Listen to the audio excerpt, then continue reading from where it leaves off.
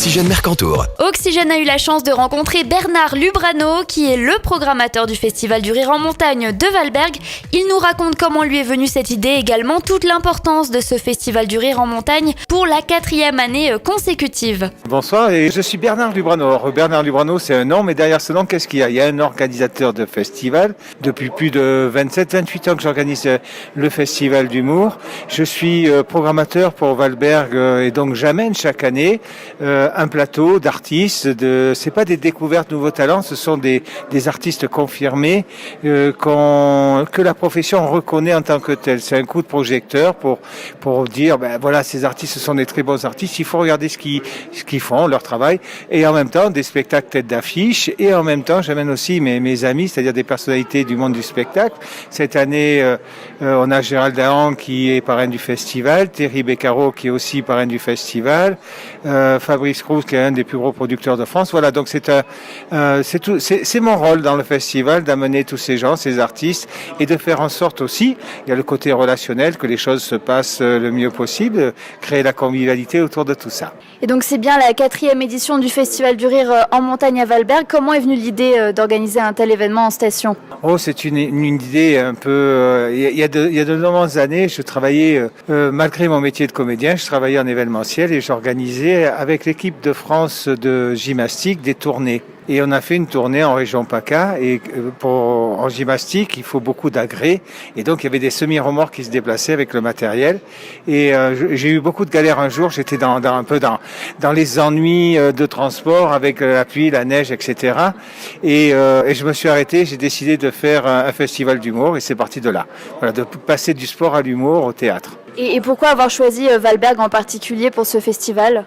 C'est une rencontre. Avant, on était à Puy-Saint-Vincent, mais le fait que le changement de municipalité, d'orientation, il y a un petit côté politique qui fait que on dit on veut faire autre chose, ok. Et j'étais contacté par les Ors et d'autres stations des Hautes-Alpes, et puis par Valberg aussi. Puis je suis allé faire une réunion avec Monsieur le maire, et je sais pas ce qui s'est passé. C'est comme ça dans la vie, c'est une rencontre. J'ai senti qu'il y avait vraiment une volonté, un dynamisme, une équipe derrière, et aussi un cœur dans cette station de ski, et ça m'a de suite plu.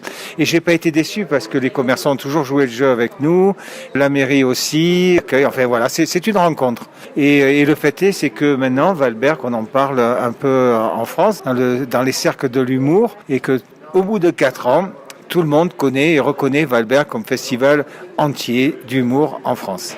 Et est-ce que vous pourriez nous révéler le programme de cette semaine sous le signe de l'humour, donc, et surtout nous parler des nouveautés pour cette année ? Le programme, il suffit d'aller sur le site de l'Office du tourisme. On a chaque année, on a 9 artistes en master. Ils sont tous confirmés, et on a 2 très belles têtes d'affiche. Gilles Alma, il est déjà venu en tant que parrain du festival. Il est venu une première fois et il avait envie de revenir jouer. Et ça, c'est super. Thierry Garcia, qui est un imitateur que tout le monde connaît, qu'on a vu sur les grosses têtes, sur Canal+, etc., qui est un pote à moi, qui a un super spectacle. Donc 2 très beaux spectacles d'affiches. On a les off qui reviennent, ce sont ceux qui étaient l'année dernière en master, on en a choisi 3. Donc Jean-Loup de Tapia qui sera là, qui est très attachant et qui est un super spectacle. Enfin bref, je vais pas rentrer dans le programme pas trop, parce que sinon il faudrait que je représente le programme et ça prendrait trop de temps. Mais les nouveautés cette année, c'est que on commence un peu à investir la station. C'est-à-dire qu'on va commencer à faire un peu des animations, entre guillemets animations, du spectacle dans les établissements, aller à la rencontre des gens. Ça c'est super. On va commencer à créer et à peut-être préparer le festival de demain, qui a vocation à s'ouvrir beaucoup plus largement que dans les salles, faire vivre une station complètement au rythme de l'humour. Et donc cette année, comme vous disiez, il y a des humoristes en tête d'affiche comme Gilles Alma ou Thierry Garcia, mais aussi des humoristes un peu moins connus. Comment vous faites votre sélection pour ce festival ? Ma sélection, elle se fait, elle s'arrête jamais, parce que là, je travaille déjà pour l'année prochaine, pour les prochaines éditions. Ce qui veut dire que je baigne là-dedans, quoi. Toute l'année, je suis dans les théâtres, dans les cafés-théâtres. Je suis artiste moi-même, donc j'ai des relations avec les uns et les autres. Et je fais Avignon en même temps. Je reste sur Avignon un mois entier. Donc entre mes déplacements et Avignon, je vois beaucoup de spectacles. Et à un moment donné, j'ai dit tiens, lui, ça serait bien. Ça serait bien de l'avoir. Alors on peut pas faire venir tout le monde. Il faut choisir 9 spectacles, faire en sorte qu'ils soient complémentaires et pas rivaux, c'est-à-dire avoir des styles différents. Ça, c'est un petit peu plus compliqué que présenter donc des thèmes d'humour différents et essayer toujours d'avoir des filles et des garçons. Enfin, c'est une alchimie que je mène tout le long de l'année comme ça et ça s'arrête pas. Et finalement aussi, c'est un moyen de révéler certains jeunes humoristes, ce festival du rire en montagne. Écoutez, on va faire un bilan ici sur Valberg. On a révélé, parce que malgré qu'il est déjà connu un petit peu dans la profession, Chomsky et surtout l'hôtesse de l'air qu'on voit dans les grosses têtes.